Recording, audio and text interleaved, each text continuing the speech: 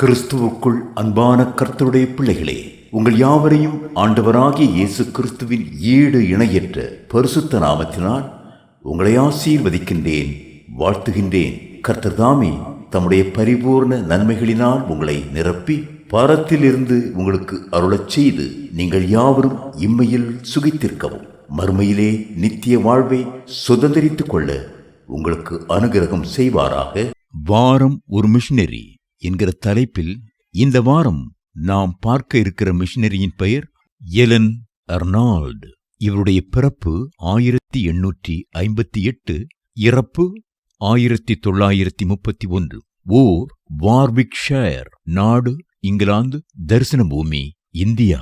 Elon Arnold என்பவர் ஒரு தெற்கு ஆஸ்திரேலிய ஆசிரியர் மற்றும் நீண்ட காலம் பணியாற்றிய ஆஸ்திரேலிய பாப்டிஸ்ட் மிஷனரி ஆவார். பிரிட்டிஷ் ஆண்ட இந்தியாவில் கிழக்கு வங்காளத்தில், அதாவது தற்போதைய பங்களாதேஷில் தேவ ஊழியம் செய்த 5 ஆஸ்திரேலிய பாப்டிஸ்ட் பெண்மணிகளில் இவரும் ஒருவர். தங்கள் 20 வயதுகளில் இருந்த 5 பெண்களும் இந்தியாவில் விக்கிரக ஆராதனை செய்பவர்கள் மத்தியில், குறிப்பாக பெண்கள் மத்தியில் உண்மையான தேவனை அறிவிக்க மிஷனரிகளாக புறப்பட்டனர். எலன் அர்னால்டு ஜூலை 5 1858 அன்று இங்கிலாந்தின் வார்விஷயரில் உள்ள ஆஸ்டனில் ஆல்ஃபிரட் அர்னால்ட் மற்றும் எலன் ஜேன் சீகர் ஆகியோருக்கு பிறந்தார்.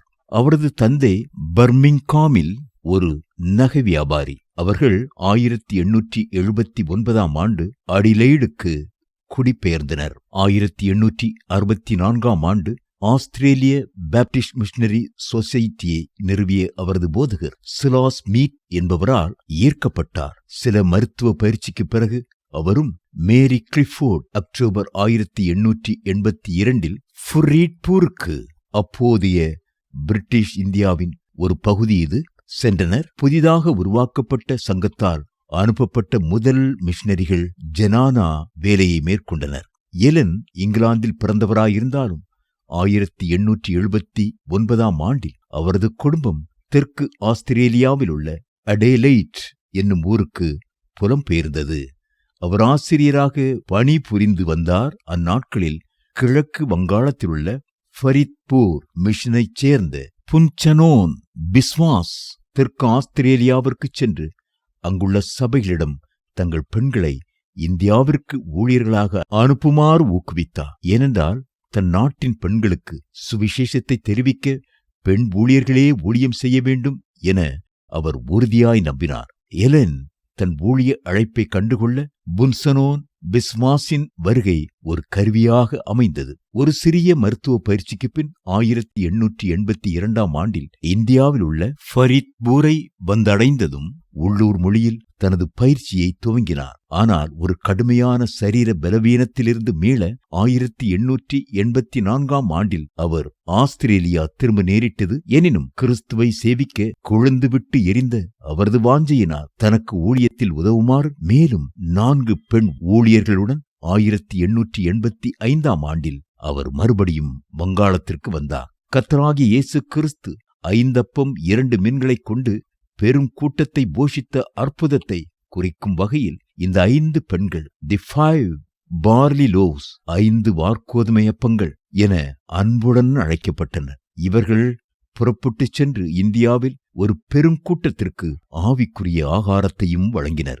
அர்னால்டு கோமிலாவில் நிலம் வாங்கி 1889 ஒரு மிஷன் இல்லத்தை கட்டத் தொடங்கினார். பின்னர் 1890 அங்கு சென்றார்.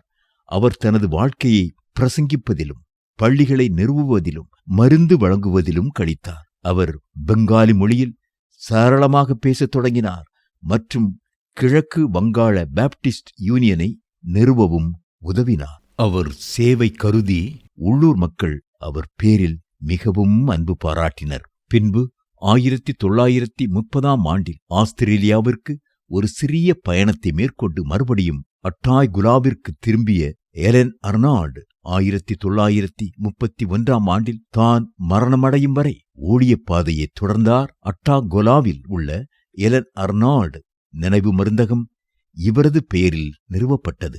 மேலும் வங்காளதேச பாப்டிஸ்ட் யூனியன் அவரது மரண நாளை எல்லன் அர்னால்டு தினம் என்று அனுசரிக்கிறது. எல்லன் அர்னால்டு போல நாமும் கர்த்தருக்காய் உழைப்போம். கர்த்தர்தாமே நம்மை ஆசீர்வதிப்பாராக.